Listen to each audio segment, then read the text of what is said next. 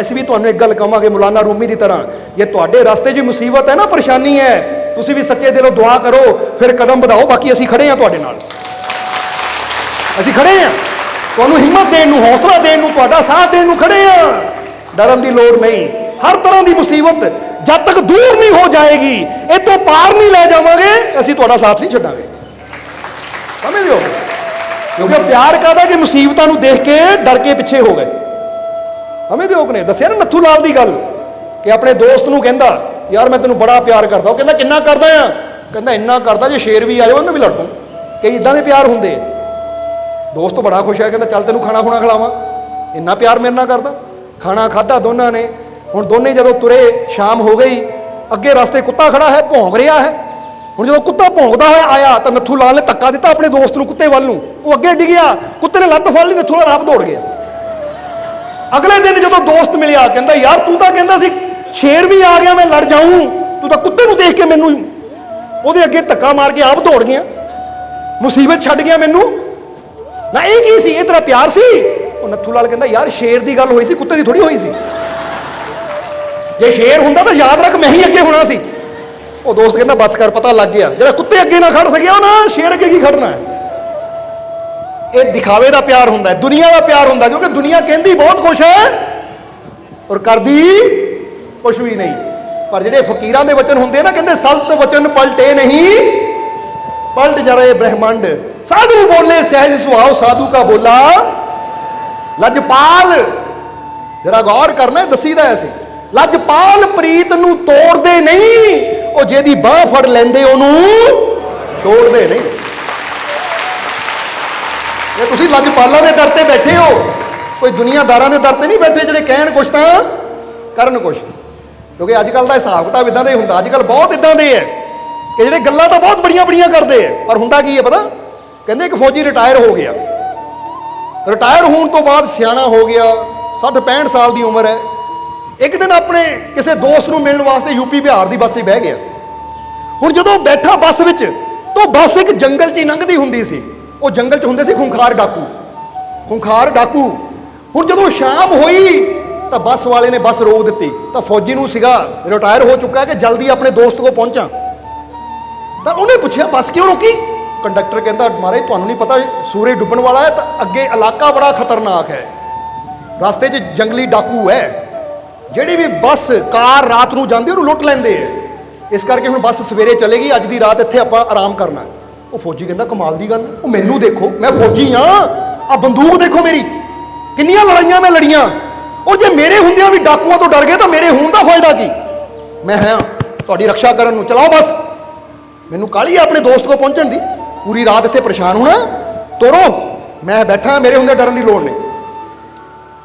ਕਹਿੰਦੇ ਹੈ ਕੰਡਕਟਰ ਨੂੰ ਹੌਸਲਾ ਮਿਲਿਆ, ਸਵਾਰੀਆਂ ਨੂੰ ਹੌਸਲਾ ਮਿਲਿਆ ਕਿ ਲੱਗਦਾ ਤਾਂ ਹੈ ਮੁੱਛਾਂ ਤਾਂ ਐਨ ਵੱਟ ਦਿੱਤੇ ਹੋਏ ਹੈ, ਕਿਉਂਕਿ ਫੌਜੀਆਂ ਦੀਆਂ ਮੁੱਛਾਂ ਹੀ ਬਹੁਤ ਜ਼ਬਰਦਸਤ ਹੁੰਦੀਆਂ ਹੈ, ਦੇਖਣ ਨੂੰ ਤਾਂ ਰੋਹਦਾਰ ਬੰਦਾ ਲੱਗਦਾ ਹੈ। ਕਹਿੰਦੇ ਬਹਿ ਕੇ ਬੱਸ ਦੀ ਸੀਟ ਤੇ, ਚਲਾ ਲਈ ਡਰਾਈਵਰ ਨੇ ਬੱਸ, ਹੌਸਲੇ ਨਾਲ ਕਿ ਹੈ। ਹੁਣ ਜਦੋਂ ਬੱਸ ਅੱਗੇ ਪਹੁੰਚੀ ਤਾਂ ਅੱਗੇ ਦੇਖਿਆ ਲੱਕੜਾਂ ਰੱਖੀਆਂ ਹੋਈਆਂ ਰਸਤੇ 'ਚ। ਉਹ ਕਹਿੰਦੇ ਲੈ ਕੰਮ ਖਰਾਬ ਹੋ ਗਿਆ, ਆ ਗਏ ਡਾਕੂ, ਰਸਤਾ ਰੋਕਿਆ ਹੋਇਆ। ਉਹ ਕਹਿੰਦਾ ਫਿਕਰ ਨਾ ਕਰੋ, ਮੇਰੇ ਹੁੰਦਿਆਂ ਕਾਹਦੀ ਫਿਕਰ, ਦੇਖੋ ਐਵੇਂ ਹੀ ਹੈ, ਇਹ ਬਹੁਤ ਸੋਝੀਵਾਨ ਆ, ਮੈਂ ਕਈ ਲੜਾਈਆਂ ਲੜੀਆਂ, ਆ ਤਾਂ ਲੈਣ ਦੇ ਉਹਨਾਂ ਨੂੰ। ਜਦ ਨੂੰ 5-7 ਡਾਕੂ ਝਾੜੀਆਂ 'ਚ ਨਿਕਲ ਕੇ ਬੱਸ ਵੱਲੋਂ ਆ ਗਏ। ਕਹਿੰਦੇ ਮਹਾਰਾਜ ਆ ਗਏ। ਉਹ ਕਹਿੰਦਾ ਹਾਲੇ ਆਏ ਹੈ ਨਾ, ਆਏ ਹਾਲੇ, ਬੱਸ ਹੀ ਥੋੜੀ ਆਏ ਹੈ, ਫਿਕਰ ਨਾ ਕਰੋ, ਬੈਠਾ ਮੈਂ, ਦੇਖੋ ਬੰਦੂਕ ਮੇਰੀ। ਹੁਣ ਹੌਲੀ ਹੌਲੀ ਬੱਸੇ ਚੜ ਗਏ। ਉਹ ਕੰਡਕਟਰ ਬੱਸ 'ਚ ਆ ਗਏ, ਬੱਸ। ਉਹ ਕਹਿੰਦਾ ਬੱਸ 'ਚ ਹੀ ਆਏ, ਕੀਤਾ ਥੋੜੀ ਕੁਛ ਹਾਲੇ ਕੀਤਾ ਕੀ ਹੈ ਹੁਣ? ਉਹਨਾਂ ਨੇ ਆ ਕੇ ਸਮਾਨ ਖੋਣਾ ਸ਼ੁਰੂ ਕਰ ਦਿੱਤਾ, ਲਾ ਦਿਓ ਗਹਿਣੇ, ਕੱਢ ਦਿਓ ਪੈਸਾ, ਕੱਢ ਦਿਓ ਪਰਸ, ਸਾਰਿਆਂ ਨੂੰ ਲੁੱਟ ਕੇ ਜਦੋਂ ਗਠੜੀ ਬਣ ਕੇ ਤੁਰਨ ਲੱਗੇ, ਉਹ ਕਹਿੰਦੇ ਮਹਾਰਾਜ ਕਰੋ। ਉਹ ਕਹਿੰਦਾ ਹਾਲੇ ਕਿਹੜਾ ਗਏ ਆ, ਹਾਲੇ ਤਾਂ ਗਠੜੀ ਬੰਨੀ ਹੈ, ਗਏ ਥੋੜੀ ਹੈ। ਹੁਣ ਉਹਨਾਂ ਨੇ ਫਟਾਫਟ ਲੁੱਟਿਆ, ਸਮਾਨ ਇਕੱਠਾ ਕੀਤਾ, ਬੱਸ 'ਚ ਉਤਰ ਕੇ ਚਲੇ ਗਏ। ਚਲੋ ਚਲੇ ਗਏ, ਸਵਾਰੀਆਂ ਦੇਖਣ ਮਹਾਰਾਜ ਤੁਸੀਂ ਕੀ ਕੀਤਾ, ਗੱਲਾਂ ਤਾਂ ਬੜੀਆਂ ਬੜੀਆਂ ਕਰਦੇ ਸੀ। ਉਹ ਕਹਿੰਦਾ ਸ਼ੁਕਰ ਕਰੋ ਜਾਨ ਬਚ ਗਈ ਹੈ, ਹੁਣ ਲੁੱਟਣ ਨੂੰ ਕੁਛ ਹੈ ਨਹੀਂ, ਤੋਰੋ ਬੱਸ ਚਲੀਏ। ਹੈ ਸਮਾਨ ਹੀ ਗਿਆ, ਜਾਨਾਂ ਤਾਂ ਬਚ ਗਈਆਂ ਨਾ ਸਾਡੀਆਂ, ਚਲੋ ਚਲੀਏ। ਹੁਣ ਜ਼ਰਾ ਸਮਝਣਾ ਸਾਰਿਆਂ ਨੇ। ਹੁਣ ਕਈ ਸੱਜਣ ਮਿੱਤਰ ਨਾ ਇਦਾਂ ਦੀਆਂ ਗੱਲਾਂ ਵੀ ਬੜੀਆਂ ਕਰਨ ਵਾਲੇ ਹੁੰਦੇ ਹੈ ਨਾ, ਸਾਨੂੰ ਗੱਲਾਂ ਤਾਂ ਬੜੀਆਂ ਬੜੀਆਂ ਕਰਨਗੇ, ਤੈਨੂੰ ਇੱਥੋਂ ਬਚਾ ਲਾਵਾਂਗੇ, ਤੈਨੂੰ ਉੱਥੋਂ ਬਚਾ ਲਾਵਾਂਗੇ, ਤੈਨੂੰ ਆਹ ਦੁੱਖ ਤੋਂ ਬਚਾ ਲਾਵਾਂਗੇ। ਇਹ ਹਾਲਾਤ ਦੱਸੀਏ ਜ਼ਰਾ, ਇਹ ਜਿਹੜੀ ਕਹਾਣੀ ਪਤਾ ਕਿੱਥੇ ਢੁਕਦੀ ਹੈ? ਹੁਣ जरा सोचो, कई ऐसे दरबार, कई ऐसे होर सी ਜਿਹੜੇ ਕਹਿੰਦੇ ਤੁਹਾਡੀ ਇੱਥੇ ਰੱਖਿਆ ਕਰਾਂਗੇ, ਤੁਹਾਡੀ ਉੱਥੇ ਰੱਖਿਆ ਕਰਾਂਗੇ, ਪਰ ਜਿੱਦਾਂ ਹੀ ਆ ਕਰੋਨਾ ਦਾ ਡਾਕੂ ਆਇਆ ਨਾ, ਉਹ ਦਰਵਾਜ਼ੇ ਬੰਦ ਕਰਕੇ ਬਹਿ ਗਏ, ਭਾਈ ਬਚਾ ਲਓ ਸਾਨੂੰ, ਬਚਾ ਲਓ ਕਿਤੇ ਕੁਝ ਸਾਨੂੰ ਨਾ ਹੋ ਜਾਵੇ। ਉਹ ਆਪ ਬਹਿ ਗਏ ਮਾਸਕ ਲਾ ਕੇ, ਬੈਠ ਗਏ ਕੈਬਨ ਬਣਾ ਕੇ। ਉਹ ਤੁਸੀਂ ਤਾਂ ਗੱਲਾਂ ਕਰਦੇ ਸੀ ਸਾਡੀ ਰੱਖਿਆ ਕਰਨ ਦੀਆਂ, ਤਾਂ ਤੁਸੀਂ ਆਪ ਹੀ ਡਰ ਕੇ ਬਹਿ ਗਏ। ਇੱਕੇ ਮਾਲਕਾਂ ਦਾ ਦਰਬਾਰ, ਇਹ ਤੁਸੀਂ ਦੇਖੋ ਕਿ ਹਾਲਾਤ ਜਿੱਦਾਂ ਦੇ ਮਰਜ਼ੀ ਸੀ, ਪਰ ਨਾ ਐਸੀ ਡਰੇ ਤਾਂ ਨਾ ਆਪਣੇ ਪਿਆਰਿਆਂ ਨੂੰ ਡਰਨ ਦਿੱਤਾ ਸੀ। और कई तो हाले भी बंद होके बैठे हुए हैं, नहीं जी हाले नहीं मिलना, हाले हालात ठीक होंगे फिर मिलांगे, फिर सत्संग होएगा, फिर ये होएगा, फिर वो होएगा। ਅਸੀਂ ਕਹਿੰਦੇ ਇਹੀ ਟਾਈਮ ਤਾਂ ਹੁੰਦਾ ਜਦੋਂ ਬੰਦੇ ਨੂੰ ਮੁਰਸ਼ਿਦ ਦੀ, ਗੁਰੂ ਦੀ ਸਭ ਤੋਂ ਜ਼ਿਆਦਾ ਜ਼ਰੂਰਤ ਹੁੰਦੀ ਹੈ, ਕਿਉਂਕਿ ਜਦੋਂ ਹਾਲਾਤ ਮਾੜੇ ਹੁੰਦੇ ਹੈ, ਜੀਵਨ 'ਚ ਡਰ ਜ਼ਿਆਦਾ ਹੁੰਦਾ ਹੈ, ਚਿੰਤਾ ਜ਼ਿਆਦਾ ਹੁੰਦੀ ਹੈ, ਉਸ ਲਈ ਤਾਂ ਮੁਰਸ਼ਿਦ ਚਾਹੀਦਾ ਹੈ ਜੋ ਐਸੀ ਹਿੰਮਤ, ਇੰਨਾ ਹੌਸਲਾ ਦੇ ਦੇਵੇ ਕਿ ਉਹ ਪਰੇਸ਼ਾਨੀਆਂ, ਤਕਲੀਫਾਂ, ਦੁੱਖਾਂ ਦੇ ਕੁੱਤੇ ਉਹ ਆਪਣੇ ਆਪ ਹੀ ਦੂਰ ਹੁੰਦੇ ਚਲੇ ਜਾਣ ਤੇ ਅਸੀਂ ਆਪਣੇ ਜੀਵਨ ਦਾ ਸਫ਼ਰ ਆਰਾਮ ਨਾਲ ਕਰਦੇ ਚਲੇ ਜਾਈਏ। ਇਸ ਲਈ ਇੱਕ ਦਿਨ ਵੀ ਕਿਸੇ ਡਰ ਤੋਂ, ਵਾਇਰਸ ਦੇ ਡਰ ਤੋਂ ਦਰਬਾਰ ਕਦੀ ਬੰਦ ਨਹੀਂ ਹੋਇਆ, ਕਿਉਂਕਿ ਇੱਥੇ ਆ ਕੇ ਤਾਂ ਇੰਨਾ ਹੌਸਲਾ, ਇੰਨੀ ਹਿੰਮਤ ਸਭ ਨੂੰ ਮਿਲਦੀ ਸੀ ਕਿ ਬਾਹਰ ਦੁਨੀਆ ਡਰੀ ਹੋਈ ਸੀ, ਤਾਂ ਮਾਲਕ ਦੇ ਜਿਹੜੇ ਪਿਆਰੇ ਆ ਨਾ, ਉਹ ਨਿਡਰ ਹੋ ਕੇ ਘੁੰਮਦੇ ਸੀ, ਹੋ ਕੇ ਕਹਿੰਦੇ ਮੇਰਾ ਮਾਲਿਕ ਮੇਰੇ, ਜਬ ਮੇਰਾ ਮਾलिक मेरे साथ है तो डरने की क्या। इसलिए ਅਸੀਂ ਕਹਾਂਗੇ ਕਿ ਨਾ ਅਸੀਂ ਆਪ ਡਰੇ ਆ ਤਾਂ ਨਾ ਹੀ ਆਪਣੇ ਪਿਆਰਿਆਂ ਨੂੰ ਕਦੀ ਡਰਨ ਦੇਣਾ ਹੈ, ਇਹ ਗੱਲ ਯਾਦ ਰੱਖੋ ਹਮੇਸ਼ਾ। ਇਸ ਲਈ ਰਸਤੇ ਜਿੰਨੀਆਂ ਮਰਜ਼ੀ ਕੁੱਤੇ ਬਿੱਲੀਆਂ ਰੂਪੀ ਪਰੇਸ਼ਾਨੀਆਂ ਆਣ, ਡਰਨ ਦੀ ਲੋੜ ਨਹੀਂ ਹੈ। ਜਿੱਦਾਂ ਮੌਲਾਨਾ ਰੂਮੀ ਨੇ ਕਿਹਾ, ਬੇਟਾ ਦੁਆ ਕਰ ਆਪਣੇ ਖੁਦਾ ਅੱਗੇ, ਉਹਦੀ ਰਹਿਮਤ ਤੇਰੀ ਮਦਦ ਵਾਸਤੇ ਆਏਗੀ, ਹਰ ਜਗ੍ਹਾ ਉਹੀ ਹੈ, ਬਾਕੀ ਮੈਂ ਖੜਾ, ਤੂੰ ਚੱਲ, ਕੁੱਤੇ ਤੇਰਾ ਕੁਝ ਨਹੀਂ ਵਿਗਾੜ ਸਕਦੇ। इतनी ਅਸੀਂ भी कहांगे जीवन च जिन्नियां मर्जी समस्यावां, जिन्नियां मर्जी परेशानियां आण, चिंता ना करो, सच्चे दिल नाल अरदास करो, दुआ करो अपने मालिक दे अगे, और विश्वास रखो ਉਹਦੀ रहमत जरूर होएगी, मेरियां झोलियां जरूर भरनगियां और मेरा मालिक मेरे नाल। और ਅਸੀਂ ਨਾਲ खड़े हां ਤੁਹਾਨੂੰ हमेशा हिम्मत देण ਨੂੰ, सहारा दे, ये विश्वास रखना है। ਤੁਸੀਂ बोलो विश्वास है कि नहीं, ते कह दिओ मैनू मेरे मालिक दे पूरा, मैनू मेरे मालिक दे पूरा, मैनू मेरे मालिक दे पूरा। और विश्वास ਨੂੰ कभी टुटन नहीं देना, समझते हो कि नहीं, क्योंकि यही वो रिश्ता है, यही वो नाता है जो सानू साडे मालिक नाल जोड़ के रखता है, समझते हो कि नहीं। इसलिए ये चार गल्लां दस के मौलाना रूमी ने ਉਹਦੇ अंदर इन्नी हिम्मत पैदा की, वो निडर होकर अगे वधदा चला गया। क्योंकि फिर इत्थे गल कहांगे कि जो रास्ते कुत्तियां दी फिक्र करते हैं ना, कदी अपनी मंजिल तक पहुंच नहीं सकते। इसी तरह रास्ते च आने वाली परेशानियां, तकलीफां, दुखों की फिक्र करांगे तो फिर सोचो, जे एक मां सोचे कि बच्चे को जन्म देने लगे तो पीड़ बड़ी होंगी, तकलीफ बड़ी होंगी, मैं तकलीफ बर्दाश्त नहीं कर सकती, तो कभी भी नवी जिंदगी को जन्म, जिहड़ी हर तकलीफ चलण नूं तैयार है, जे इंसान हर दुख चलण नूं तैयार है तो फिर हर सुख पाने नूं भी वो तैयार हो जाता है। क्योंकि पहला दुख चलना पैंदा, सुख तो बाद में आंदा है। ताही तो कुदरत ने देखो ये नियम रखा है कि बदामां दी गिरी दे बाहर सख्त खोल है, क्योंकि कुदरत कीमती चीज़ नूं हमेशा सख्त हालातां विच छुपा के रखती है। क्योंकि कुदरत यही कहती है कि यह कीमती चीज़ तक वही पहुंच सकता जिहड़ा सख्त हालातां नूं तोड़न वास्ते तैयार होवे। इसलिए तुहाडे जीवन च जिन्ने भी सख्त हालात आते हैं, ये याद रखो, इन्हां सख्त हालातां दे अंदर ही मिठा फल छुपिया है। जे मैं मिठे फल तक पहुंचना है तो इन्हां हालातां दा सामना करने वास्ते मैनूं तैयार रहना चाहिए है। इन्नी हिम्मत, इन्ना हौसला मेरे अंदर रहना चाहिए है कि हर हालात नूं झल्लण नूं मैं तैयार हाँ। और तैयार क्यों ना होवां जब मेरा मालिक मेरे, तो तुसीं तैयार हो कि नहीं। और दूसरी गल, कदी एक बार कोशिश करके ना हार मान लिया करो। हुण एक गल दा जवाब देना, एक सेब दा पेड़ है, वो सेब दे पेड़ ते हज़ारां सेब लगदे है, ठीक है, फिर असीं एक सेब तोड़ते हैं, एक सेब तोड़ के उन्होंने कटते हैं तो एक सेब के 10-12 बीज होंगे, 10-12 या 15 की होंगे है बीज, वो बी। हुण जे कुदरत चाहती तो एक बीज भी रख सकती सी, पर वो 10-12 बीज क्यों रखती है, क्योंकि कुदरत नूं भी पता है कि जे सेब के पेड़ नूं दोबारा पैदा करना है तो कई बार एको ही बीज सफल नहीं हुंदा। उत्थे ऑप्शन रखती है कुदरत कि एक सफल ना हो तो दूजा होएगा, दूजा ना होया तीजा होएगा, तीजा ना होया चौथा होएगा। यानी है ना 10-12 बीजा चो एक बीज जरूर वृक्ष बनेगा।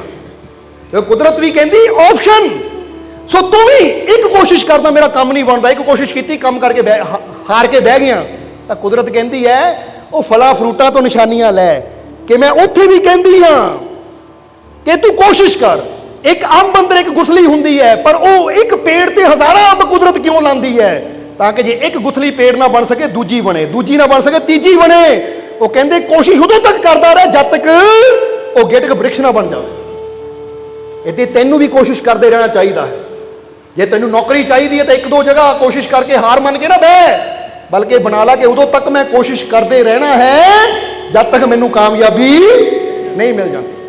ਕਹਿੰਦੇ ਨੇ ਇੱਕ ਫਕੀਰ ਦੇ ਬਾਰੇ ਕਹਾਵਤ ਮਸ਼ਹੂਰ ਸੀ ਕਿ ਉਹ ਫਕੀਰ ਜਦੋਂ ਨੱਚਦੇ ਸੀ ਬਾਰਿਸ਼ ਹੁੰਦੀ ਸੀ। ਜ਼ਰਾ ਸਮਝਣਾ, ਕਹਾਵਤ ਮਸ਼ਹੂਰ ਸੀ, ਜਦੋਂ ਵੀ ਫਕੀਰ ਨੱਚਦੇ ਬਾਰਿਸ਼ ਹੁੰਦੀ ਸੀ। ਤੇ ਇੱਕ ਵਾਰ ਕੁਝ ਨੌਜਵਾਨ ਆ ਗਏ, ਕਹਿੰਦੇ ਇਹ ਕਿੱਦਾਂ ਹੋ ਸਕਦਾ ਕਿ ਫਕੀਰ ਨੱਚਣ ਤਾਂ ਬਾਰਿਸ਼ ਹੋਵੇ? ਤਾਂ ਉਹਨਾਂ ਨੇ ਜਾ ਕੇ ਫਕੀਰ ਨੂੰ ਕਿਹਾ, ਅਸੀਂ ਨਹੀਂ ਮੰਨਦੇ ਇਹ ਗੱਲ ਨੂੰ ਕਿ ਫਕੀਰ ਨੱਚੇ ਦਾ ਬਾਰਿਸ਼ ਹੁੰਦੀ ਹੈ। ਤਾਂ ਉਸ ਲਈ ਫਕੀਰ ਕਹਿੰਦੇ ਭਾਈ ਆਪਣੀ ਆਪਣੀ ਸਮਝ ਹੈ, ਆਪਣਾ ਆਪਣਾ ਵਿਸ਼ਵਾਸ ਹੈ। ਤਾਂ ਨੌਜਵਾਨ ਕਹਿਣ ਲੱਗੇ ਅੱਛਾ ਜੇ ਤੁਹਾਡੇ ਨੱਚਿਆਂ ਤੇ ਬਾਰਿਸ਼ ਹੋ ਜਾਂਦੀ ਹੈ, ਹੋ ਸਕਦੀ ਹੈ, ਤਾਂ ਅਸੀਂ ਵੀ ਨੱਚ ਕੇ ਦੇਖ ਲੈਂਦੇ, ਸਾਡੇ ਨੱਚਣ ਨਾਲ ਵੀ ਬਾਰਿਸ਼ ਹੋ ਜਾਵੇ। ਫਕੀਰ ਕਹਿੰਦੇ ਨੱਚ ਲਓ ਫਿਰ। ਹੁਣ ਚਾਰੇ ਨੌਜਵਾਨ ਨੱਚਣ ਲੱਗੇ। 10 ਮਿੰਟ ਹੋਏ ਨੱਚਦਿਆਂ ਨੂੰ, ਉੱਪਰ ਦੇਖਣ ਧੁੱਪ ਹੈ। 10 ਮਿੰਟ ਹੋਏ, ਇੱਕ 10 ਮਿੰਟ ਤੇ ਰੁਕ ਗਿਆ, ਦੂਜਾ 15 ਮਿੰਟ ਤੇ ਰੁਕ ਗਿਆ, ਤੀਜਾ 20-25 ਮਿੰਟ ਤੇ ਰੁਕ ਗਿਆ, ਚੌਥੇ ਦੀ ਅੱਧੇ ਘੰਟੇ 'ਚ ਬੱਸ ਹੋ ਗਈ, ਬਹਿ ਗਏ ਸਾਰੇ। ਕਹਿੰਦੇ ਬਾਰਿਸ਼ ਤਾਂ ਹੋਈ ਨਹੀਂ, ਕਦੀ ਨੱਚਣ ਨਾਲ ਵੀ ਬਾਰਿਸ਼ ਹੁੰਦੀ ਹੈ? ਫਕੀਰ ਕਹਿੰਦੇ ਹੁੰਦੀ ਹੈ ਅਗਰ ਵਿਸ਼ਵਾਸ ਹੋਵੇ। ਤਾਂ ਕਹਿੰਦੇ ਮਹਾਰਾਜ ਕਰਕੇ ਦਿਖਾਓ ਫਿਰ। ਫਕੀਰ ਕਹਿੰਦੇ ਲਾਓ ਫਿਰ। ਫਕੀਰ ਆਪਣੀ ਮਸਤੀ 'ਚ ਆਪਣੇ ਰੱਬ ਅੱਗੇ ਅਰਦਾਸ ਕੀਤੀ, ਦੁਆ ਕੀਤੀ। ਹੁਣ ਪਹਿਲੀ ਗੱਲ ਇਹ ਸਮਝ ਲੈਣਾ ਕਿ ਨੌਜਵਾਨਾਂ ਨੇ ਨੱਚਣਾ ਸ਼ੁਰੂ ਕੀਤਾ ਸੀ ਪਰ ਦੁਆ ਨਹੀਂ ਕੀਤੀ ਸੀ। ਇਹਨੂੰ ਕਹਿੰਦੇ ਮਿਹਨਤ ਮੇਰੀ। ਸੋ ਕੋਈ ਵੀ ਕੰਮ ਸ਼ੁਰੂ ਕਰਨਾ ਹੈ, ਕੋਈ ਵੀ ਮਿਹਨਤ ਦਾ ਕੰਮ ਹੋਵੇ, ਚਾਹੇ ਰਹਿਮਤ ਦਾ ਕੰਮ ਹੋਵੇ, ਉੱਥੇ ਅਰਦਾਸ ਕਰਨੀ, ਫਰਿਆਦ ਕਰਨੀ ਜ਼ਰੂਰੀ ਹੈ ਕਿ ਇਹ ਮੇਰੇ ਮਾਲਿਕਾ ਕੰਮ ਸ਼ੁਰੂ ਕਰਨ ਲੱਗਾ, ਰਹਿਮਤ ਤੂੰ ਕਰਨੀ ਹੈ, ਇੱਜ਼ਤ ਮੇਰੀ ਤੂੰ ਰੱਖਣੀ ਹੈ। ਫਕੀਰ ਨੇ ਦੁਆ ਕੀਤੀ ਔਰ ਨੱਚਣਾ ਸ਼ੁਰੂ ਕਰ ਦਿੱਤਾ। ਅੱਧਾ ਘੰਟਾ ਹੋਇਆ, ਘੰਟਾ ਹੋਇਆ, 1.5 ਘੰਟਾ ਹੋਇਆ, 2 ਘੰਟੇ ਹੋਏ, 2.5 ਘੰਟੇ, 3 ਘੰਟੇ, 4 ਘੰਟੇ, 5 ਘੰਟੇ। ਫਕੀਰ ਨੱਚਦੇ ਜਾ ਰਹੇ, ਨੱਚਦੇ ਜਾ ਰਹੇ, ਨੱਚਦੇ ਜਾ ਰਹੇ। ਕਰਦਿਆਂ ਕਰਦੇ 8 ਘੰਟੇ ਹੋ ਗਏ। ਬਰਸਾਤ ਹੋਣੀ ਸ਼ੁਰੂ ਹੋ ਗਈ, ਬੱਦਲ ਆਏ, ਬਰਸਾਤ ਹੋਣੀ ਸ਼ੁਰੂ ਹੋ ਗਈ। ਉਹ ਨੌਜਵਾਨ ਕਹਿੰਦੇ ਕਮਾਲ ਦੀ ਗੱਲ ਹੈ। ਜਿੱਦਾਂ ਹੀ ਬਰਸਾਤ ਸ਼ੁਰੂ ਹੋਈ ਫਕੀਰ ਸ਼ਾਂਤ ਹੋ ਕੇ ਬਹਿ ਗਏ। ਉਹ ਕਹਿੰਦੇ ਕਮਾਲ ਦੀ ਗੱਲ ਹੈ, ਮਰੇ ਇਹ ਕਿੱਦਾਂ ਚਮਤਕਾਰ, ਤੁਹਾਡੇ ਨੱਚਣ ਨਾਲ ਬਰਸਾਤ ਕਿੱਦਾਂ ਹੋ ਗਈ, ਇਹ ਕੀ ਚਮਤਕਾਰ? ਫਕੀਰ ਕਹਿੰਦੇ ਦੋ ਗੱਲਾਂ ਸਮਝ ਲਓ ਕਿ ਪਹਿਲੀ ਗੱਲ, ਮੈਂ ਜਦ ਵੀ ਨੱਚਣਾ ਸ਼ੁਰੂ ਕਰਦਾ ਤਾਂ ਆਪਣੇ ਰੱਬ ਅੱਗੇ ਅਰਦਾਸ ਕਰਦਾ ਹਾਂ ਕਿ ਬਰਸਾਤ ਤੂੰ ਕਰਨੀ ਹੈ, ਔਰ ਦੂਸਰੀ ਮੇਰੀ ਆਦਤ ਹੈ ਮੈਂ ਉਦੋਂ ਤੱਕ ਨੱਚਣੋਂ ਹਟਦਾ ਨਹੀਂ ਜਦ ਤੱਕ ਬਰਸਾਤ ਸ਼ੁਰੂ ਨਾ ਹੋ ਜਾਵੇ। ਜੇ 24 ਘੰਟੇ ਵੀ ਮੈਨੂੰ ਨੱਚਣਾ ਪੈਂਦਾ ਤਾਂ ਮੈਂ ਨੱਚਦੇ ਰਹਿਣਾ ਸੀ, ਕਿਉਂਕਿ ਇਹ ਮੇਰੀ ਰੱਬ ਦੀ ਇੱਜ਼ਤ ਦਾ ਸਵਾਲ ਸੀ, ਇਹ ਮੇਰੇ ਪ੍ਰੇਮ ਦਾ ਸਵਾਲ ਸੀ। ਇਸ ਲਈ ਕੋਸ਼ਿਸ਼ ਮੈਨੂੰ ਕਰਨੀ ਪੈਣੀ ਹੈ ਤਾਂ ਰਹਿਮਤ ਮੇਰੇ ਮਾਲਿਕ ਨੇ ਕਰਨੀ ਹੈ। ਇੱਥੇ ਬੰਦਾ ਕਹਿੰਦਾ ਰੱਬਾ ਕਾਮਯਾਬੀ ਦੇਈ, 4 ਕਦਮ ਤੁਰਦਾ ਹੈ, ਯਾਨੀ ਪਹੁੰਚਣਾ ਅਸੀਂ ਚੰਦਰਮੇ ਤੇ ਚਾਹੁੰਦੇ ਹਾਂ ਤਾਂ ਨਜ਼ਰ ਸਾਡੀ ਹੁਸ਼ਿਆਰਪੁਰ ਹੈ। ਹੁਣ ਜਿੱਥੇ ਜਾਣਾ ਹੈ ਨਾ, ਨਜ਼ਰ ਵੀ ਸਾਨੂੰ, ਕੋਸ਼ਿਸ਼ ਵੀ ਸਾਨੂੰ ਉਨੀ ਕਰਨੀ ਪੈਣੀ ਹੈ। ਜਿੱਦਾਂ ਕਹਿੰਦੇ JF ਕੈਨੇਡੀ, ਅਮਰੀਕਾ ਦਾ ਰਾਸ਼ਟਰਪਤੀ ਜੋ ਸੀ, ਉਹਨੇ ਜਦੋਂ ਫੈਸਲਾ ਕੀਤਾ ਕਿ ਮੈਂ ਚੰਦਰਮੇ ਤੇ ਪਹੁੰਚਾਣਾ ਹੈ ਜਾਨ ਨੂੰ, ਯਾਨੀ ਫੈਸਲਾ ਲਿਆ ਕੈਨੇਡੀ ਨੇ, ਕਿਉਂਕਿ ਉਹਦੇ ਸਮੇਂ 'ਚ ਹੀ ਇਹ ਅਭਿਆਨ ਸ਼ੁਰੂ ਹੋਇਆ, ਮਿਸ਼ਨ ਸ਼ੁਰੂ ਹੋਇਆ। ਜਦੋਂ ਜਾਨ ਚੰਦਰਮੇ ਤੇ ਪਹੁੰਚੇ ਤਾਂ ਉਹਨੇ ਜਦੋਂ ਸੋਚਿਆ ਕਿ ਚੰਦਰਮੇ ਤੇ ਜਾਣਾ ਹੈ ਤਾਂ ਆਪਣੇ ਸਾਇੰਟਿਸਟ ਇਕੱਠੇ ਕੀਤੇ ਆਪਣੇ ਦੇਸ਼ ਦੇ। ਤਾਂ ਉਹਨਾਂ ਨੇ ਕਿਹਾ ਅੱਜ ਤੱਕ ਕੋਈ ਗਿਆ ਨਹੀਂ, ਅੱਜ ਤੱਕ ਕਿਸੇ ਨੇ ਉੱਥੇ ਪੈਰ ਨਹੀਂ ਰੱਖਿਆ। ਤਾਂ ਕੈਨੇਡੀ ਨੇ ਕਿਹਾ ਇਸੇ ਲਈ ਅੱਜ ਤੱਕ ਕੋਈ ਗਿਆ ਨਹੀਂ ਕਿਉਂਕਿ ਅੱਜ ਤੱਕ ਕਿਸੇ ਨੇ ਕੋਸ਼ਿਸ਼ ਵੀ ਕੀਤੀ ਨਹੀਂ। ਇਸ ਲਈ ਤਾਂ ਹੀ ਤਾਂ ਮੈਂ ਚਾਹੁੰਦਾ ਹਾਂ ਕਿ ਇਸ ਅਭਿਆਨ ਵਿੱਚ ਮੈਨੂੰ ਕਾਮਯਾਬੀ ਮਿਲੇ।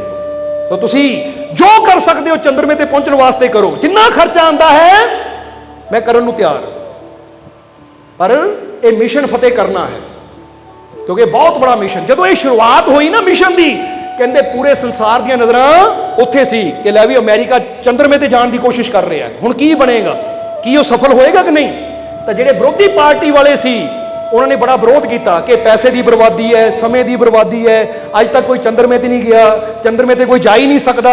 ਇਸ ਲਈ ਵਿਰੋਧੀ ਪਾਰਟੀ ਵਾਲੇ ਨੇ ਬੜੇ ਬੈਨਰ ਇਦਾਂ ਦੇ ਲਾਣੇ ਸ਼ੁਰੂ ਕੀਤੇ ਕੈਨੇਡੀ ਦੇ ਖਿਲਾਫ ਕਿ ਇਹ ਤਾਂ ਪਾਗਲ ਹੋ ਗਿਆ, ਦਿਮਾਗ ਖਰਾਬ ਹੈ, ਕੋਈ ਚੰਦਰਮੇ ਤੇ ਗਿਆ ਅੱਜ ਤੱਕ। ਕਿਉਂਕਿ ਜਦੋਂ ਤੁਸੀਂ ਕੁਝ ਅੱਛਾ ਕਰਨਾ ਹੈ ਨਾ ਤਾਂ ਯਾਦ ਰੱਖੋ ਤੁਹਾਨੂੰ ਵਿਰੋਧ ਦਾ ਵੀ ਸਾਹਮਣਾ ਕਰਨਾ ਪੈਣਾ ਹੈ, ਤੁਹਾਨੂੰ ਲੋਕਾਂ ਦੀਆਂ ਗੱਲਾਂ ਵੀ ਸੁਣਨੀਆਂ ਪੈਣੀਆਂ ਹੈ। ਤਾਂ ਜੇ ਕੈਨੇਡੀ ਵਿਰੋਧੀ ਪਾਰਟੀ ਦਾ ਵਿਰੋਧੀਆਂ ਦੀਆਂ ਗੱਲਾਂ ਸੁਣ ਕੇ ਹਿੰਮਤ ਹਾਰ ਕੇ ਬਹਿ ਜਾਂਦਾ ਤਾਂ ਸ਼ਾਇਦ ਚੰਦਰਮੇ ਤੇ ਕੋਈ। ਹੁਣ ਇੱਥੇ ਅਸੀਂ ਕੀ ਕਹਿਣਾ ਚਾਹਾਂਗੇ ਕਿ ਦੁਨੀਆ ਕੁਝ ਵੀ ਕਵੇ, ਪਰ ਤੁਸੀਂ ਕਦੀ ਦੁਨੀਆ ਦੀਆਂ ਗੱਲਾਂ ਸੁਣ ਕੇ ਨਿਰਾਸ਼ ਨਹੀਂ ਹੋਣਾ, ਉਦਾਸ ਨਹੀਂ ਹੋਣਾ, ਬਲਕਿ ਵਿਸ਼ਵਾਸ ਰੱਖਣਾ ਹੈ ਕਿ ਮੈਨੂੰ ਜੇ ਮੇਰੇ ਮਾਲਿਕ ਨੇ ਜ਼ਿੰਦਗੀ ਦਿੱਤੀ ਹੈ ਤਾਂ ਉਹਦਾ ਸਾਥ ਚਾਹੀਦਾ ਹੈ। ਫਿਰ ਦੁਨੀਆ ਸਾਥ ਦੇਵੇ ਨਾ ਦੇਵੇ, ਜੇ ਉਹ ਮੇਰੇ ਨਾਲ ਹੈ ਤਾਂ ਮੈਨੂੰ ਕਾਮਯਾਬੀ ਜ਼ਰੂਰ ਮਿਲੇਗੀ, ਉਹਦਾ ਸਾਥ ਚਾਹੀਦਾ ਮੈਨੂੰ। ਹੁਣ ਕਹਿੰਦੇ ਜਦੋਂ ਇਹ ਅਭਿਆਨ ਸ਼ੁਰੂ ਕੀਤਾ ਤਾਂ ਨਵਾਂ ਅਭਿਆਨ ਸੀ, ਖਰਚਾ ਬਹੁਤ ਹੋ ਰਿਹਾ ਸੀ। ਉਸ ਵੇਲੇ ਕੈਨੇਡੀ ਨੇ ਜੋ ਆਪਣੇ ਦੇਸ਼ ਦੇ ਅੱਛੇ ਬਿਜ਼ਨਸਮੈਨ ਸੀ ਉਹਨਾਂ ਨੂੰ ਵੀ ਕਿਹਾ ਹੈਲਪ ਕਰੋ। ਜਿੱਦਾਂ ਕੋਈ ਵੀ ਬੜੇ ਕੰਮ ਹੁੰਦੇ ਨਾ ਤਾਂ ਬੜੇ ਬਿਜ਼ਨਸਮੈਨ ਹੈਲਪ ਕਰਦੇ, ਡੋਨੇਸ਼ਨ ਕਰਦੇ। ਜਿੱਦਾਂ ਕਈ ਵਾਰ ਦੇਖਿਆ ਨਾ ਕਿ ਕੋਈ ਪ੍ਰਧਾਨ ਮੰਤਰੀ ਰਾਸ਼ਟਰਪਤੀ ਅਭਿਆਨ ਚਲਾ ਦੇਵੇ ਕਿ ਦੇਸ਼ ਵਿੱਚ ਇੰਨੇ ਪੇੜ ਲਾਣੇ ਆ ਤਾਂ ਕਈ ਆਪਣੇ ਵੱਲੋਂ ਦਿੰਦੇ, ਲਓ ਜੀ 100 ਪੇੜ ਮੇਰੇ ਵੱਲੋਂ ਲੈ ਲਓ, 1000 ਪੇੜ ਮੇਰੇ ਵੱਲੋਂ ਲੈ ਲਓ। ਜਾਂ ਪਿੱਛੇ ਕਸ਼ਮੀਰ ਦੇ ਵਿੱਚ ਜੋ ਘਾਇਲ ਹੋਏ ਸੀ ਜਾਂ ਉਹਨਾਂ ਦੇ ਰਿਲੀਫ ਫੰਡ ਵਾਸਤੇ ਤੁਸੀਂ ਦੇਖੋ ਲੋਕਾਂ ਨੇ ਕਿੰਨਾ ਦਾਨ ਕੀਤਾ, ਕਿਉਂਕਿ ਜਿਸ ਵੇਲੇ ਕੋਈ ਅਭਿਆਨ ਚੱਲਦਾ ਨਾ ਤਾਂ ਸਾਰੇ ਉਹ 'ਚ ਸਹਿਯੋਗ ਦੇਣ ਦੀ ਕੋਸ਼ਿਸ਼ ਕਰਦੇ ਆ। ਉਸ ਲਈ ਸਾਰਿਆਂ ਨੇ ਕੋਸ਼ਿਸ਼ ਕੀਤੀ ਤਾਂ ਉਸ ਵੇਲੇ ਜਿਨ੍ਹਾਂ ਨੇ ਵੀ ਸਹਿਯੋਗ ਦਿੱਤਾ ਸੀ, ਕੋਸ਼ਿਸ਼ ਕੀਤੀ ਸੀ, ਕੈਨੇਡੀ ਨੇ ਇੱਕ ਸਭਾ ਰੱਖੀ, ਉਸ ਪ੍ਰਯੋਗਸ਼ਾਲਾ ਵਿੱਚ ਉਹਨਾਂ ਨੂੰ ਬੁਲਾਇਆ ਸਨਮਾਨਿਤ ਕਰਨ ਵਾਸਤੇ। ਹੁਣ ਜਦੋਂ ਕਹਿੰਦੇ ਸਾਰਿਆਂ ਨੂੰ ਰਾਸ਼ਟਰਪਤੀ ਮਿਲ ਰਿਹਾ ਹੈ ਜਿਨ੍ਹਾਂ ਨੇ ਵੀ ਸਹਿਯੋਗ ਦਿੱਤਾ, ਤਾਂ ਇੱਕ ਆਦਮੀ ਨੂੰ ਮਿਲਿਆ ਜੋ ਦੇਖਣ ਨੂੰ ਸਧਾਰਨ ਜਿਹਾ ਲੱਗਦਾ ਸੀ, ਉਹਨੂੰ ਵੀ ਮਿਲਿਆ ਤਾਂ ਉਹਨੂੰ ਪੁੱਛਿਆ, ਭਾਈ ਤੂੰ ਕੌਣ ਹੈ? ਕੋਈ ਬਿਜ਼ਨਸਮੈਨ ਤਾਂ ਲੱਗਦਾ ਨਹੀਂ, ਕੋਈ ਬੜਾ ਆਦਮੀ ਤਾਂ ਲੱਗਦਾ ਨਹੀਂ, ਤੂੰ ਕੌਣ ਹੈ? ਤਾਂ ਉਸ ਵੇਲੇ ਉਹਨਾਂ ਕਿਹਾ, ਜੀ ਮੈਂ ਇਸ ਪ੍ਰਯੋਗਸ਼ਾਲਾ 'ਚ ਸਵੀਪਰ ਦਾ ਕੰਮ ਕਰਦਾ ਹਾਂ। ਸਵੀਪਰ ਯਾਨੀ ਪੋਚਾ ਲਾਉਣ ਵਾਲਾ, ਜੋ ਉਹਦੀ ਸਫਾਈ ਦਾ ਖਿਆਲ ਰੱਖਦਾ ਹੈ। ਉਹ ਕਹਿੰਦੇ ਤੂੰ ਸਵੀਪਰ ਦਾ ਕੰਮ ਕਰਦਾ ਹੈ?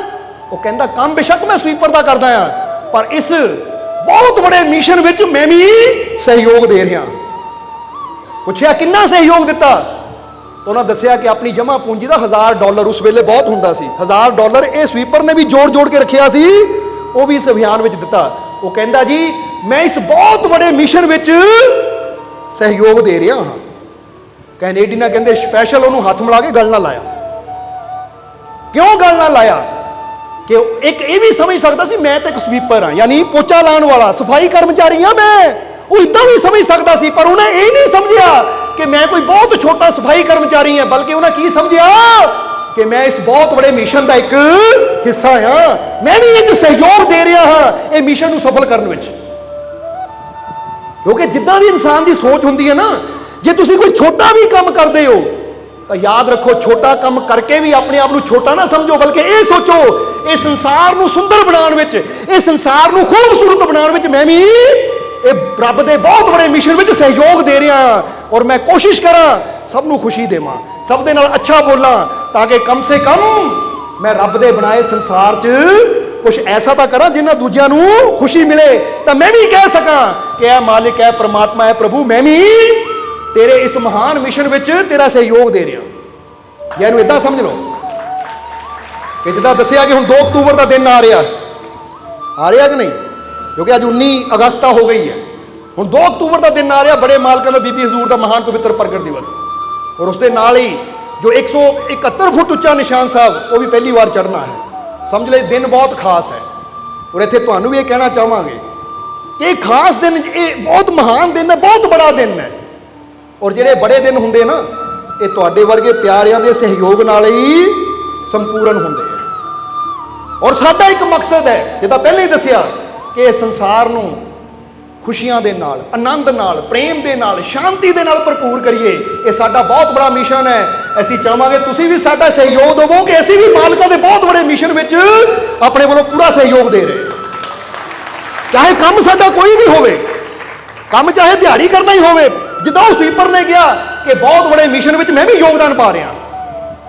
ਹੁਣ ਸਮਝ ਲਓ ਜੇ ਪੂਰੇ ਸਾਲ 'ਚ 365 ਦਿਨ ਹੁੰਦੇ ਹੈ ਔਰ ਇਨਸਾਨ ਕੁਝ ਵੀ ਆਪਣੇ ਮਾਲਿਕ ਦੇ ਵਾਸਤੇ ਅੱਛਾ ਕਰਨਾ ਚਾਹੁੰਦਾ ਹੈ, ਬਿਹਤਰ ਕਰਨਾ ਚਾਹੁੰਦਾ ਹੈ, ਤਾਂ ਇਸ ਵੇਲੇ ਉਹ ਸਮਾਂ ਕਰਕੇ ਦਿਖਾਉਣ ਦਾ।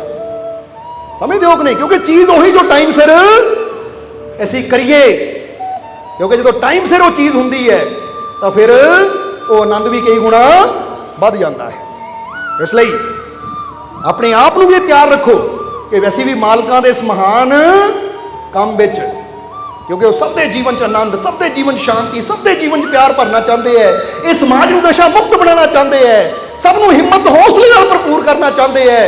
ਇਹ ਉਹਨਾਂ ਨੇ ਇਹ ਸੋਚਿਆ ਹੈ ਕਿ ਸੰਸਾਰ ਨੂੰ ਦੁੱਖਾਂ, ਤਕਲੀਫਾਂ, ਪਰੇਸ਼ਾਨੀਆਂ ਤੋਂ ਰਹਿਤ ਬਣਾਇਆ ਜਾਵੇ। ਆਨੰਦ ਨਾਲ ਭਰਪੂਰ ਕੀਤਾ ਜਾਵੇ ਤੇ ਅਸੀਂ ਆਰਥਿਕ ਤੌਰ ਤੇ, ਸਰੀਰਕ ਤੌਰ ਤੇ, ਮਾਨਸਿਕ ਤੌਰ ਤੇ ਜਿੰਨਾ ਵੀ ਹੋ ਸਕੀਏ ਆਪਣੇ ਮਾਲਕਾਂ ਦਾ ਸਾਥ ਦੇ ਕੇ, ਤਾਂ ਕਿ ਅਸੀਂ ਵੀ ਕਹਿ ਸਕੀਏ ਕਿ ਮਾਲਕਾਂ ਦੇ ਇਸ ਮਹਾਨ ਮਿਸ਼ਨ ਵਿੱਚ ਅਸੀਂ ਵੀ ਪੂਰਾ ਸਹਿਯੋਗ ਦੇ ਰਹੇ ਹਾਂ। ਬੋਲੋ ਤਿਆਰ ਹੋ ਕਿ ਨਹੀਂ ਤੁਸੀਂ? ਇਸ ਲਈ ਯਾਦ ਰੱਖਣਾ, ਕਿਉਂਕਿ ਜਿੰਨੇ ਵੀ ਪ੍ਰੋਗਰਾਮ ਹੁੰਦੇ ਆ ਨਾ ਤੁਹਾਡੇ ਵਰਗੇ ਪਿਆਰਿਆਂ ਦੇ ਸਹਿਯੋਗ ਨਾਲ ਹੀ ਹੁੰਦੇ ਆ। ਔਰ ਕਬੀਰ ਸਾਹਿਬ ਨੇ ਇੱਕ ਗੱਲ ਬੜੀ ਪਿਆਰੀ ਕਹੀ ਹੈ ਕਿ ਚਿੜੀ ਚੋਂਚ ਭਰ ਲੈ ਗਈ, ਨਦੀ ਨਾ ਘਟਿਓ ਨੀਰ, ਦਾਨ ਦੀਏ ਧਨ ਨਾ ਘਟੇ, ਕਹਿ ਗਏ ਦਾਸ ਕਬੀਰ।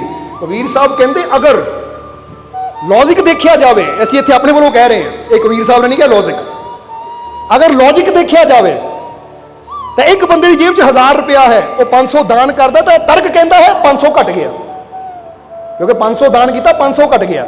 ਤਰਕ ਕਹਿੰਦਾ ਹੈ, ਬੁੱਧੀ ਕਹਿੰਦੀ ਹੈ।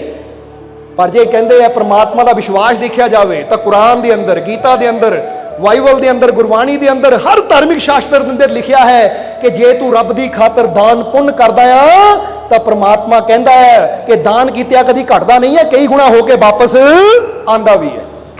ਇਸ ਲਈ ਹੁਣ ਜਿਹੜੇ ਤਰਕ ਨਾਲ ਚੱਲਣਗੇ, ਲੌਜਿਕ ਨਾਲ ਚੱਲਣਗੇ, ਉਹ ਨਹੀਂ ਦਾਨ ਕਰਨਗੇ। ਜਿਹੜੇ ਆਪਣੇ ਮਾਲਿਕ ਦੀ ਮੈਜਿਕ ਤੇ ਵਿਸ਼ਵਾਸ ਰੱਖਣਗੇ ਕਿ ਜੇ ਗੁਰੂ ਰਹਿਬਰ ਇਹ ਗੱਲ ਕਹਿ ਗਏ, ਮੇਰਾ ਰੱਬ, ਮੇਰਾ ਪ੍ਰਮਾਤਮਾ, ਮੇਰਾ ਭਗਵਾਨ ਇਹ ਗੱਲ ਕਹਿ ਗਿਆ ਕਿ ਜੇ ਤੂੰ ਮੇਰੀ ਖਾਤਰ ਦਿੰਦਾ ਹੈ ਤਾਂ ਮੈਂ 1000 ਗੁਣਾ ਜ਼ਿਆਦਾ ਤੈਨੂੰ ਦਿੰਦਾ, ਔਰ ਮੈਨੂੰ ਵਿਸ਼ਵਾਸ ਹੈ ਕਿ ਉਹਦੀ ਖਾਤਰ ਕੀਤਾ ਕਦੀ ਘਟਦਾ ਨਹੀਂ ਹੈ, ਬਲਕਿ ਕਈ ਗੁਣਾ ਹੋ ਕੇ ਵਾਪਸ ਆ ਜਾਂਦਾ ਹੈ। ਹੁਣ ਜ਼ਰਾ ਸੋਚੋ, ਇੱਕ ਕਿਸਾਨ ਕੋ ਇੱਕ ਬੋਰੀ ਹੈ, ਹੁਣ ਲੌਜਿਕ ਕੀ ਕਹਿੰਦਾ ਹੈ ਕਿ ਜੇ ਅੱਧੀ ਬੋਰੀ ਇਹਨਾਂ ਜ਼ਮੀਨ 'ਚ ਪਾ ਦਿੱਤੀ ਤਾਂ ਇੱਕ ਅੱਧੀ ਰਹਿ ਜਾਣੀ ਹੈ। ਪਰ ਕੁਦਰਤ ਕੀ ਕਹਿੰਦੀ ਹੈ, ਜੇ ਤੂੰ ਅੱਧੀ ਜ਼ਮੀਨ 'ਚ ਪਾਏਗਾ ਨਾ, ਆ ਜਿਹੜੀ ਅੱਧੀ ਤੇਰੇ ਕੋਲ ਹੈ ਇਹ ਤਾਂ ਖਤਮ ਹੋ ਜਾਏਗੀ, ਪਰ ਜਿਹੜੀ ਅੱਧੀ ਜ਼ਮੀਨ 'ਚ ਗਈ ਹੈ ਕਈ ਗੁਣਾ ਹੋ ਕੇ ਵਾਪਸ ਆਣੀ ਹੈ। ਸ਼ਾਇਦ ਅੱਧੀ ਗਈ ਹੈ ਤਾਂ 10 ਬੋਰੀਆਂ ਵਾਪਸ ਆਣ। ਹੁੰਦਾ ਵੀ ਇਦਾਂ ਹੀ ਹੈ ਨਾ, ਬਚਾਉਂਦਾ ਇਨਸਾਨ ਘਟਦਾ ਹੈ, ਉਹਦੀ ਖਾਤਰ ਦਿੰਦਾ ਹੈ ਤਾਂ ਕਈ ਗੁਣਾ ਹੋ ਕੇ ਇਨਸਾਨ ਨੂੰ ਮਿਲ ਵੀ ਜਾਂਦਾ ਹੈ। ਸੋ ਆਓ, ਹੁਣ ਸਮਾਂ ਕਾਫੀ ਹੋ ਗਿਆ ਹੈ, ਤਾਂ ਸਤਸੰਗ ਨੂੰ ਆਖਰਲੇ ਵਚਨਾਂ 'ਚ ਲੈ ਕੇ ਚੱਲੀਏ।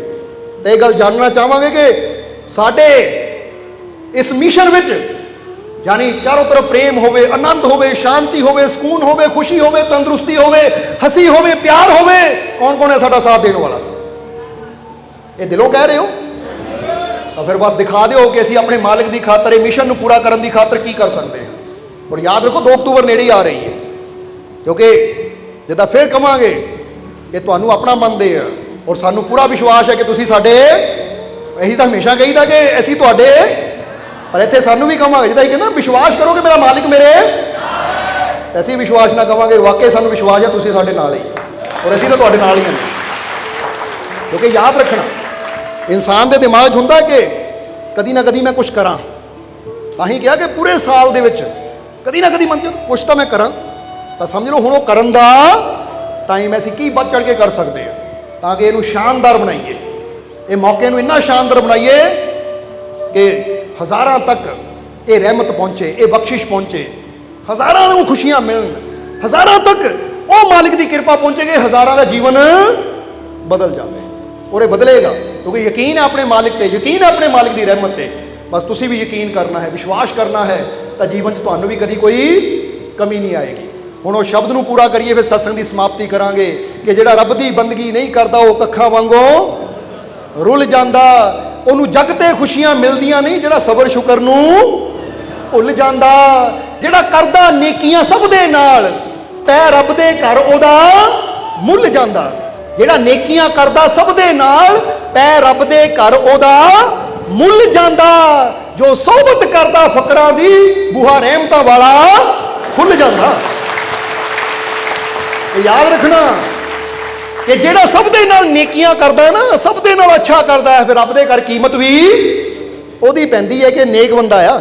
ਕਿਉਂਕਿ ਨੇਕੀਆਂ ਕਰੋ, ਅੱਛਾ ਕਰੋ, ਸਭ ਦਾ ਭਲਾ ਕਰੋ, ਤਾਂ ਤੁਹਾਡਾ ਮੁੱਲ ਵੀ ਰੱਬ ਦੇ ਘਰ ਪੈ ਜਾਏਗਾ। ਰੱਬ ਦੀਆਂ ਨਜ਼ਰਾਂ 'ਚ ਤੁਸੀਂ ਕੀਮਤੀ ਹੋ ਜਾਓਗੇ।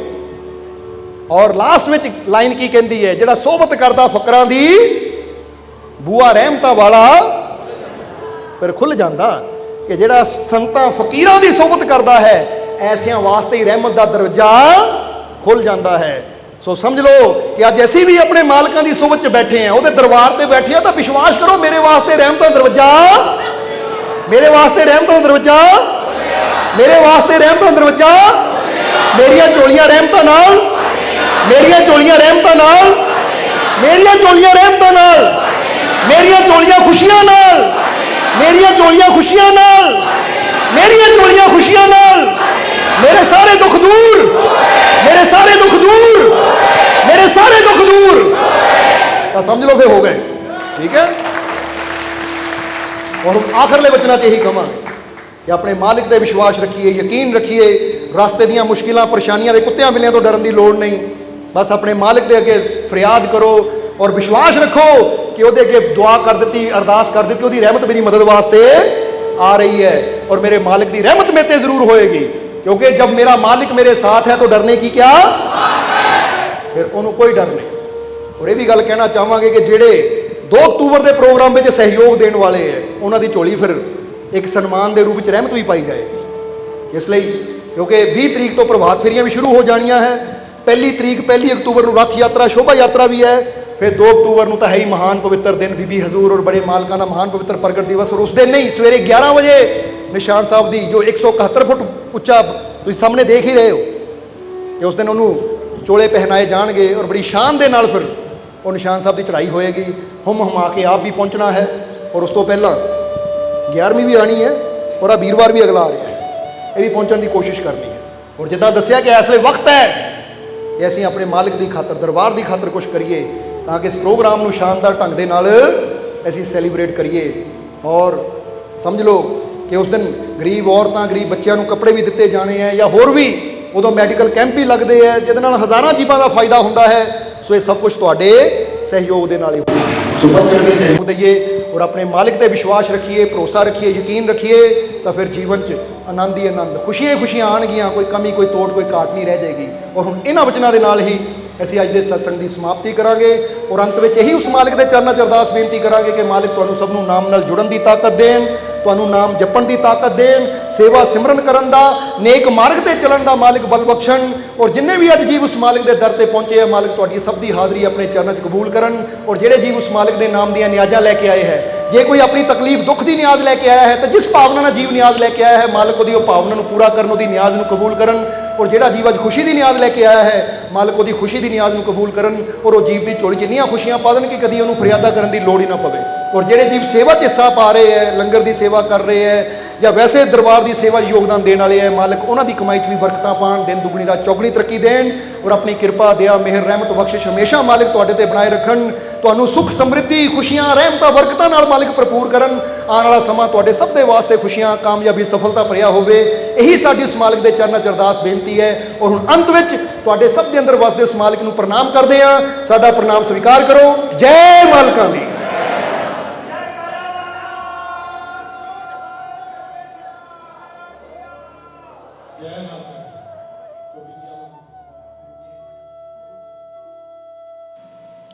सब्सक्राइब कीजिए सर्व संध्या दरबार कांटिया शरीफ चैनल को और बेल आइकन दबाइए मालिक जी के लेटेस्ट सत्संग की वीडियो को सबसे पहले देखने के लिए।